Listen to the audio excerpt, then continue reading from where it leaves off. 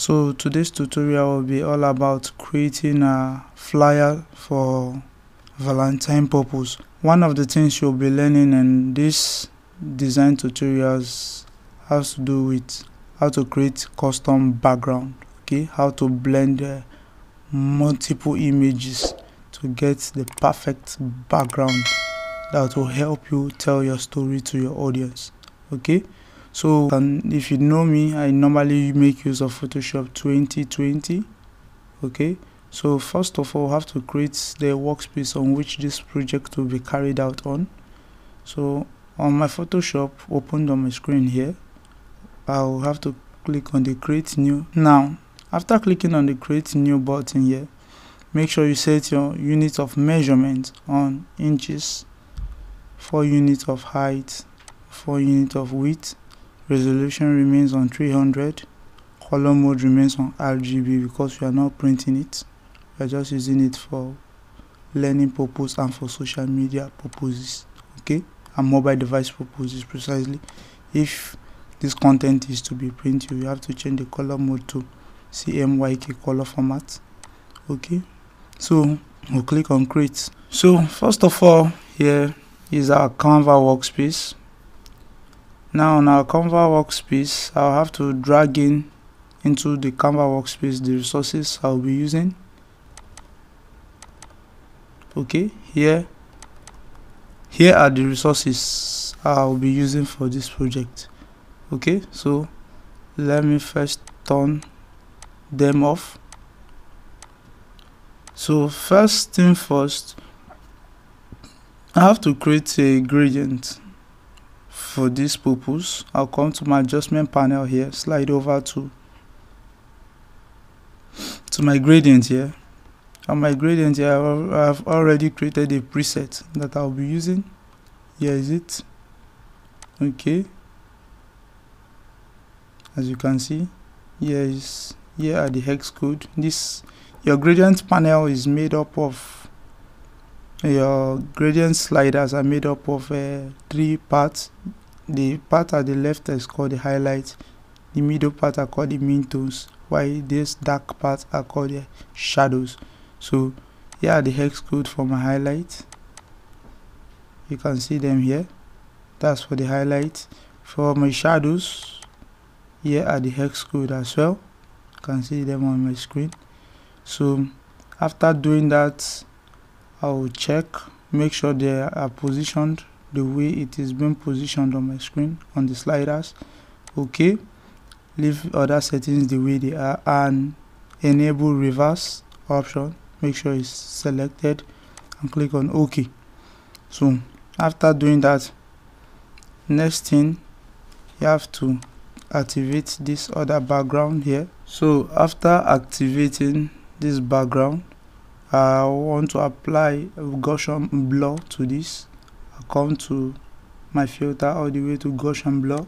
So I'll set this to about 95.6 pixels of radius precisely. I think this is good enough. Then I will also change the blending to screen.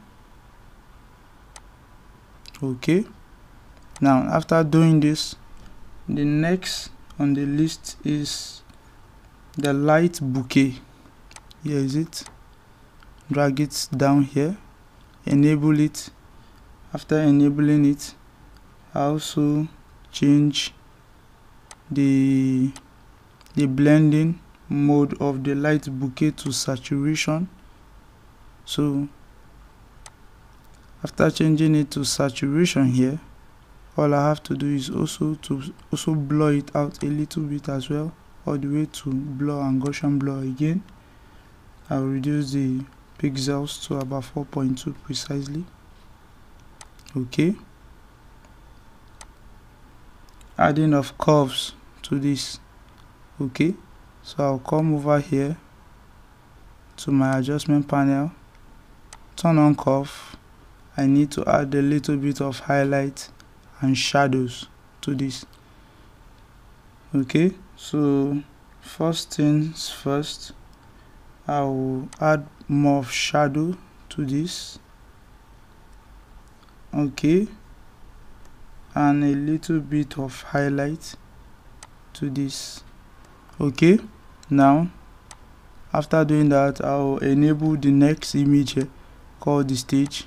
Okay, this I'll have to also make a little adjustment to this, change the blending to screen, and also adjust the opacity to about 90% pixels. After doing that, add a layer mask to this, pick your gradient here. So after doing that, make sure that the gradient is set on the black and white. Okay, so I'll just come over here and make the brush this way. Okay, you can see. So after doing this, I'll go to, make sure it's selected, go to filter again, blur, Gaussian blur, and I'll also set it on 10%, 10 pixels precisely. Okay, you can see what we have here. So I want you guys to notice something. If you notice, what I was just doing in this part of creating of the background was all about blowing out some of the pixels of the images which I'm trying to manipulate together to create the background, and changing the blending mode to actually fit what I need. If you observe closely, firstly I reduce the pixels by blowing it out and changing the blending mode so that it can blend properly.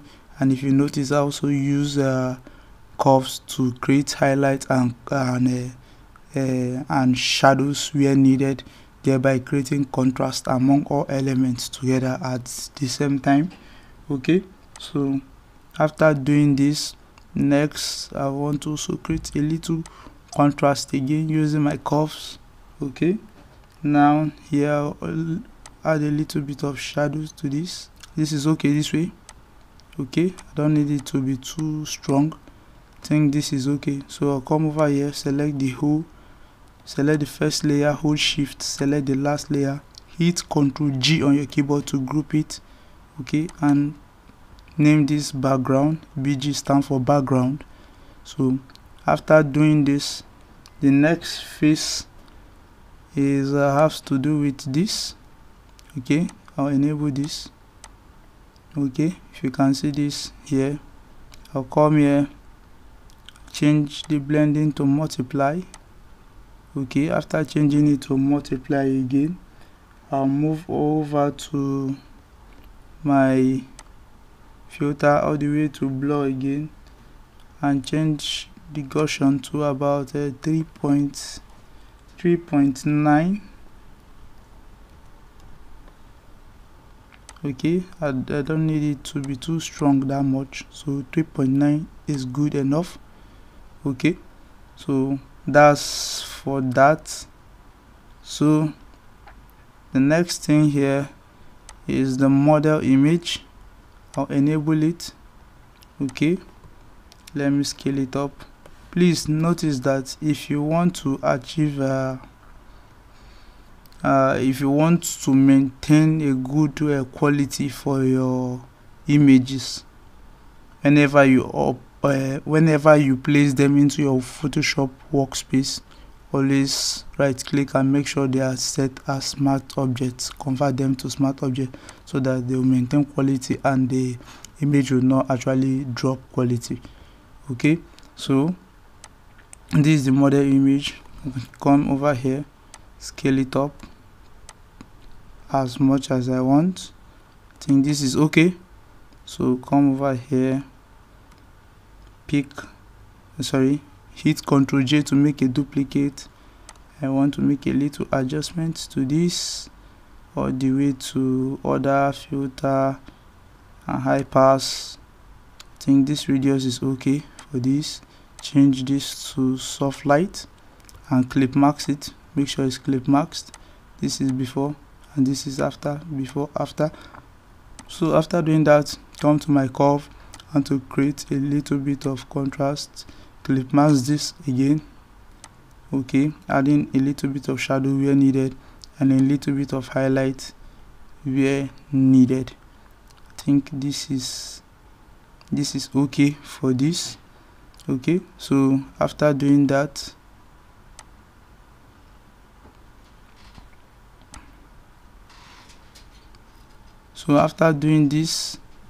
the next thing, I need to create another curve for my shadows precisely. So I'll come over here, create something of this nature, clip max it. All you have to do is to double click on the layer, then come over here where you have underlying layers, hold Alt, left click to break the sliders and slide this to this way. If you notice, when you are sliding it, there's an effect on the face of the model. So you slide it to, let me say, about 204 or 205. I think this is okay. So I'll click on OK. Now if you notice, the effects are more on the highlight regions. Okay, I need those effects to be on the highlight region, thereby making her look more realistic, and thereby controlling the ray of light on her face. If you can see, the strength of the highlight, the light precisely on her face has reduced drastically. So after doing that, I'll select the layers and group them together, call this model. Okay, after doing that, add a layer mask to this, add a layer mask. Okay, pick your gradient as well. Okay, so after left clicking and dragging, I noticed my background, it's as if my shadows is too much, so I need to adjust it a little. Okay, let me see. Okay, let me adjust that of this. I think this is fair enough. Okay, so after doing this, we'll move to the next phase, which has to do with placing of text.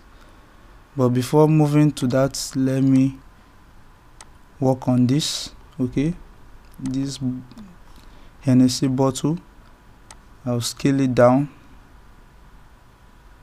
Start scaling it down, check. Okay, now position it somewhere around here. So now, in order to give our project a well organized structure, we have to create a guide. Okay, a guide layout, and these are the parameters I normally use, but in some situation I normally tweak them. So just okay, so after doing that, drag this bottle here, scale it up a little and position it somewhere around here. Check, adjust it this way. Okay, after doing that, come to adjustment, create a curve, clip marks, add a little shadow and a little highlight. Okay, to make the image pop properly. Okay, so after doing that, I make a duplicate of this, selecting the two layers, hit Ctrl J, Ctrl T to transform. Right click and flip vertically, left click and drag this way, and check. Ctrl H to hide your guide and make sure they are overlapping each other. So Ctrl H. So after doing that, I'll select the layers together and group them. Okay, you can see I've selected them. Call this drink. Okay, after that, add a mask, pick your gradient again, left click and drag this way. Ctrl H. You can see the reflection as if the bottle is sitting on a particular surface, a light reflection of the bottle on the surface. So after that, on the guide, come over here, activate this, Ctrl T, and scale down the size to something of this nature. Pick your move tool and position it, let me see, somewhere around here. I think this is okay for this. Okay, let me see. No, if I place it somewhere here, it won't be much visible because of the highlights over there. Okay, so I think the contrast here is good enough for me. So now we'll move to the next phase, which has to do with placing of text. Please note that from this particular part of this tutorial, I'll be fast forwarding some parts because I believe I'll be repeating the same procedure multiple times. Okay, so I'll be skipping some part of this.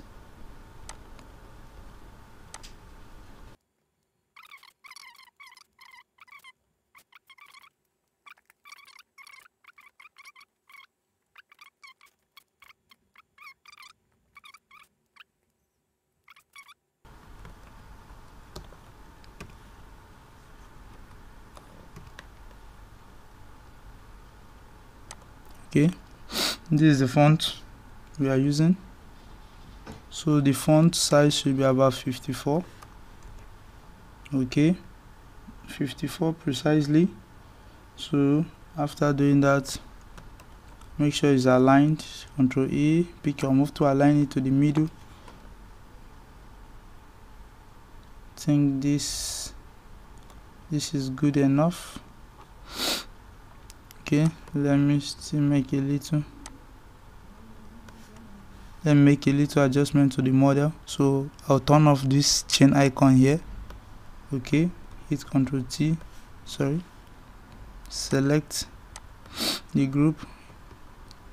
Okay, and Ctrl T, adjust it this way.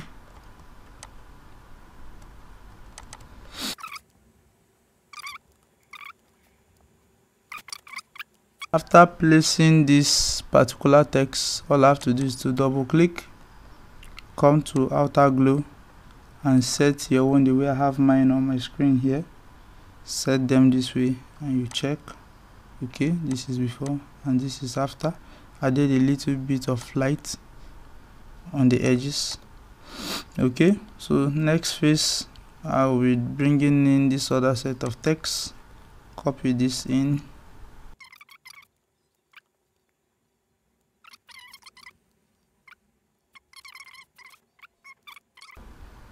So double click here, paste it in here,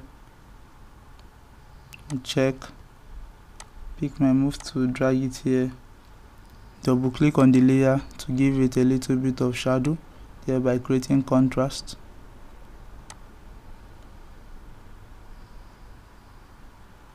I think this is okay.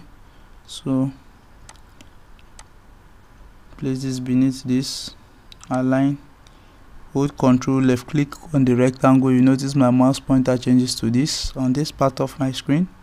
Left click, it makes a quick selection of the rectangle, align horizontally and vertically of the rectangle. Okay, I can choose to come here as well and scale down the size of my rectangle. Okay, so come here, I need to copy this other hex code and to create a little bit of hierarchy here. So come over here to my character panel and paste it in right here, and you see what I'm trying to do. Okay, this is what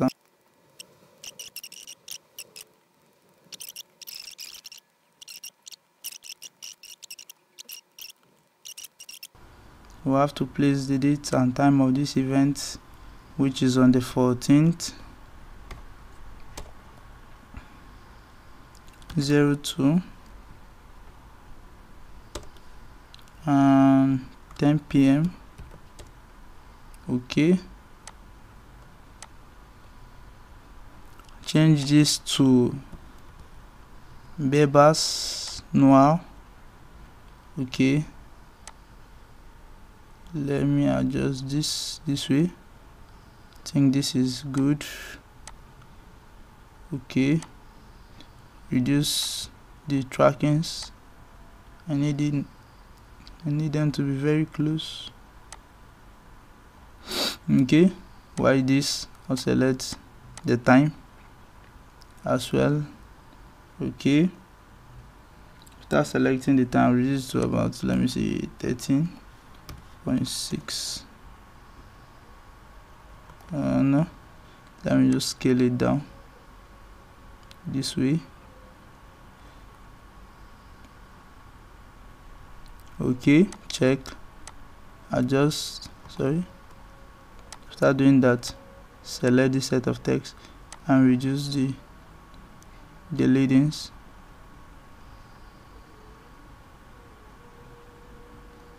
Check, Ctrl T, scale down the size.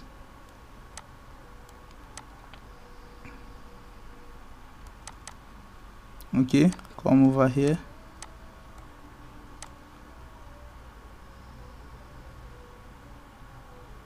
pick a color around this region. We're creating contrast. I think this is okay as well. Okay, this is good. So ladies and gentlemen, we have come to the end of today's tutorial video. Please, if you enjoyed this video, do it to give this video a like. If you are new to my channel, please do it to subscribe, turn on the post notification bell to get notification whenever I upload new content. If you have any question, please do well to leave your questions, your comments in the comment section, and you can follow me up on my socials at YJ Digital World. Thank you guys for watching.